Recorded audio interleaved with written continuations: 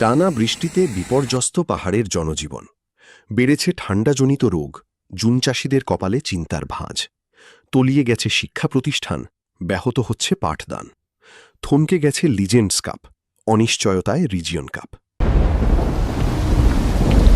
গত ২৬ এপ্রিল রাঙামাটিতে সর্বোচ্চ রেকর্ড পরিমাণ গরমের পর এবছরের পঞ্চম বৃহত্তম বৃষ্টিবলয় ঝুমুলের প্রভাবে পার্বত্য জেলা রাঙামাটি, খাগড়াছড়ি ও বান্দরবানের তাপমাত্রায় ব্যাপক শীতলতা বিরাজ করছে। ২৭ এপ্রিল বিকাল থেকে বৃষ্টিবলয় ঝুমুলের আকাশ অন্ধকারাচ্ছন্ন পুঞ্জীভূত মেঘ হতে থেমে থেমে নিয়মিত বিরতিতে বৃষ্টির প্রভাবে পার্বত্য অঞ্চলের মানুষের স্বাভাবিক জীবনযাপনে আবারও ভাটা পড়েছে। আকস্মিক ভারী বৃষ্টির প্রভাবে পাহাড়ি দুর্গম রাস্তাঘাট ও নিম্ন এলাকায় পানি জমছে। নগরীর অনেক রাস্তাঘাট কর্দমাক্ত হয়ে আছে। বিশেষ করে টানা বৃষ্টিতে নগরীর কেন্দ্রবিন্দু ফরেস্ট কলোনিস্থ মুজাদ্দেদি আলফেশানি একাডেমির মাঠ প্রাঙ্গণটি সবচেয়ে বেশি ক্ষতিগ্রস্ত হয়েছে। বৃষ্টির পানিতে মাঠটির অধিকাংশই তলিয়ে গেছে। এছাড়া মাঠ সংলগ্ন স্কুলের নিম্নাঞ্চলের রুমগুলোতে নিয়মিত পানি প্রবেশ করে পাঠদানের পরিবেশ বিনষ্ট হচ্ছে। এর পাশাপাশি পাহাড়ি অঞ্চলের ক্ষুদ্র বাগান ও খামার চাষিরা চরম ভোগান্তির মধ্য দিয়ে দিনাতিপাত করছে। পাহাড়ের জুম চাষিরাও আছে চরম উৎকণ্ঠার মধ্যে। জুম ও বাগানের কৃষিজাত দ্রব্য বিক্রির পরিমাণ হুট করে কমে যাওয়ায় ক্ষুদ্র ব্যবসায়ীদের কপালে চিন্তার ভাঁজ পড়েছে। তবে এখনও পর্যন্ত কোনো বাগান বা কৃষি খামার থেকে তেমন কোনো ক্ষয়ক্ষতির খবর পাওয়া যায়নি। তবে আশঙ্কা করা হচ্ছে, যদি বৃষ্টির পরিমাণ আরও বেশি পরিমাণে ও দীর্ঘ সময় স্থায়ীভাবে বৃদ্ধি পায়, তবে অনেক কৃষি জমিতে পানি জমে গিয়ে চাষকৃত কৃষিজ ফলনের ক্ষয়ক্ষতি হতে পারে।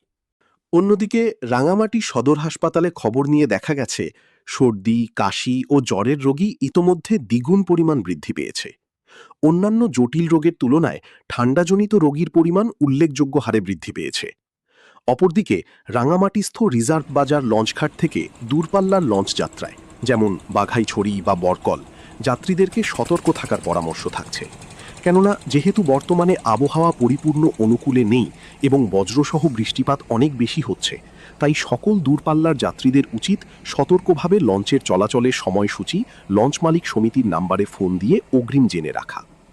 এরই সঙ্গে রিজার্ভ বাজার শহীদ আব্দুস শুকুর স্টেডিয়ামে আয়োজিত রাঙামাটির সবচেয়ে আলোচিত ক্রিকেট টুর্নামেন্ট লিজেন্ডস কাপ ২০২৬-এর দ্বিতীয় রাউন্ডের অধিকাংশ ম্যাচ আগামী ১০ মে পর্যন্ত স্থগিত ঘোষণা করা হয়েছে।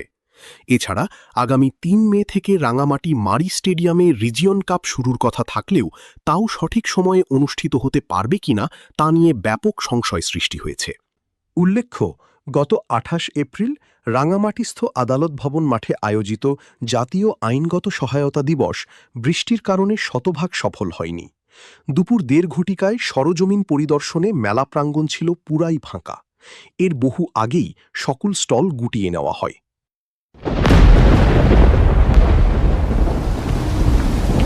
আহমেদ রুস্তম রায়হান, নির্বাহী সম্পাদক, সাপ্তাহিক পার্বত্য কণ্ঠ।